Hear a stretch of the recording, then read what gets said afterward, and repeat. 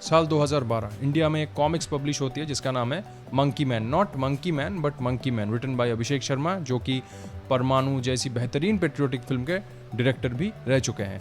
अब खबर निकल के सामने आई है कि इस कॉमिक्स के ऊपर बेस करके एक फिल्म बनने वाली है और उसके डायरेक्टर भी होंगे अभिषेक शर्मा। तो कॉमिक्स की जो कहानी है वो क्या है, वो गूगल करने के बाद पता चला कि कहानी बड़ी डार्क, इमोशनली चार्ज और मिस्टीरियस है, एटमॉस्फेरिक है।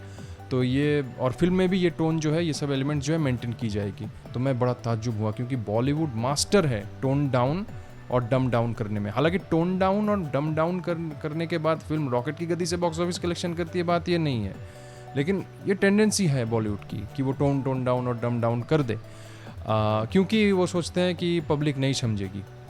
अब मज़े की बात यह है कि 140 करोड़ के देश में अगर आप एक फ़िल्म बनाते हो तो अच्छे से बनाते हो तो कोई ऑडियंस सपोर्ट नहीं करेगी उसे, जस्ट बिकॉज वो थोड़ी डार्क एटमॉस्फेरिक ऐसी है। तो कमाल की मैच्योरिटी है भाई, खैर जो भी हो।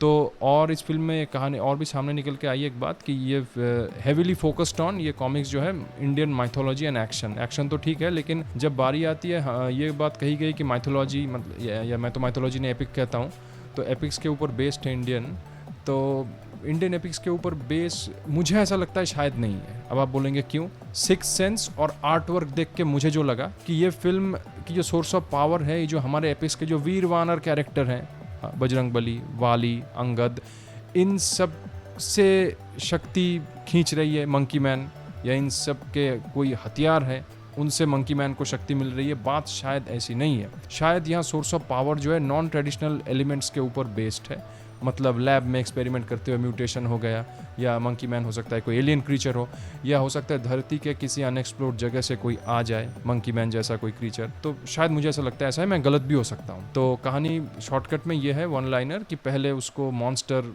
समझा जाता था, बाद में वो एक विजिलेंटी सुपर हीरो के रूप में उभरता है वो मंकी मैन। तो बहुत ही इंतज़ार है, बेसब्री से इंतज़ार है, क्योंकि ये बहुत बड़ी बात है। क्योंकि भारत में देखिए, मानता हूँ कि कुछ देशों के मुकाबले अच्छे कॉमिक्स की संख्या कम है, लेकिन स्टिल काफ़ी अच्छे कॉमिक्स भारत में हैं, लेकिन उन कॉमिक्स के ऊपर बेस करके फिल्म बनाने की जो टेंडेंसी है वो बहुत कम है। और ये अगर बनती है और इस बीच कोई और कॉमिक बेस्ड कोई फिल्म या सीरीज़ नहीं बनती, मतलब इंडियन कॉमिक बेस्ड कोई फिल्म या सीरीज़ नहीं बनती, तो ये दूसरी ऐसी सीरीज़, फिल्म या सीरीज कंटेंट होगी जो इंडियन कॉमिक बेस्ड है। पहली है द विलेज, जो कि एक OTT सीरीज़ है, और वो कॉमिक्स के राइटर थे शमीक दासगुप्ता जी।